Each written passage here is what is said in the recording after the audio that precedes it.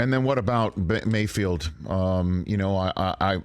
I have been vocal here saying that I don't think there's any way that Humpty Dumpty could be put back together again with the Browns and Mayfield, should the Browns hold on to him as an insurance for a Watson suspension. I just think that's folly. That's just not going to happen.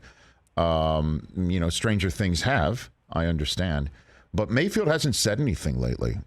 Any idea what his camp's strategy is on waiting out whatever the Browns are trying to wait on as well? Well, Mayfield hasn't said anything directly, but ESPN.com had that hashtag long read about 13 days ago with chapter and verse details of things that bug Baker Mayfield, with fingerprints all over it from Mayfield and people close to him. I know we're source guessing is frowned upon in this business, but I don't care. Right. It clearly was stuff coming from Mayfield's camp. And the one thing, Rich, that made me think the way that you do, that Humpty Dumpty is busted to smithereens, Mayfield and or people close to him believe that they left him in the game Week 17 at Pittsburgh, prime time, when he was struggling, to make him look bad, to make it easier to pivot over to Deshaun Watson or someone else. If he believes that,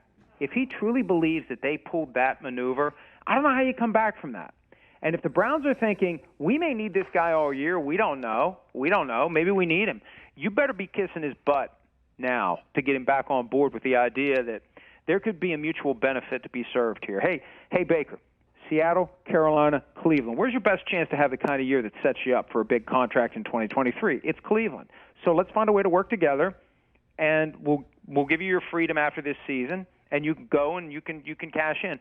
I don't know, like you said, I don't know that Humpty Dumpty gets reconstructed, because I think too much damage has been done to that relationship. Well, and certainly you want to talk about how damaged the relationship is. If your supposition is the truth, for the lack of a better phrase, is in fact what happened, where Mayfield's camp thinks he was left in Week 17 to struggle because it gives the Browns an easier public front to go pivot to Deshaun Watson.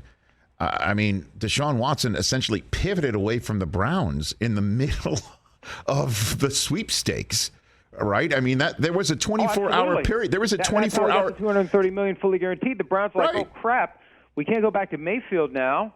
He hates us. What are we going to do? Exactly. Let's up the ante and let's get Deshaun Watson back on board with us. Right. So there was never a guarantee that Watson would ever look in the direction of the Browns. They were kind of in last place until, the escrow account got opened up. So that would strike me as a very poisoned relationship if you're parsing out Week 17 moments by the coaching staff. And Stefanski, who I think is and certainly in dealings that I've had with him, a straightforward, straight-up guy.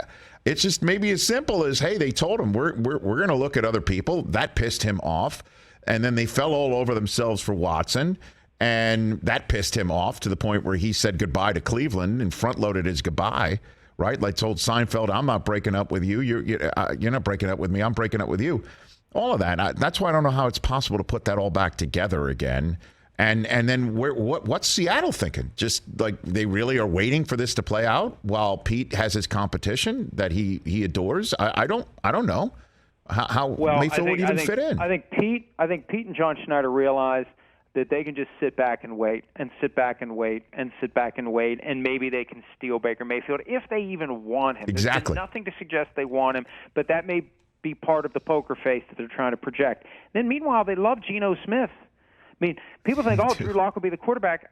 He's got to beat out Geno. Pete has said multiple times Geno has the lead. Geno knows the offense, and Geno played well last year when Russell was hurt. There was nothing like a blowout win over the Jaguars where Geno was 20 of 24 to get Russell Wilson back on the field, lickety-split, even before he was ready.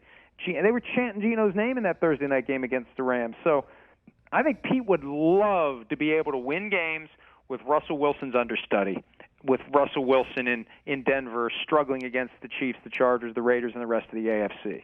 Hey, you watched all the way to the end. Thanks for that. Watch more right here.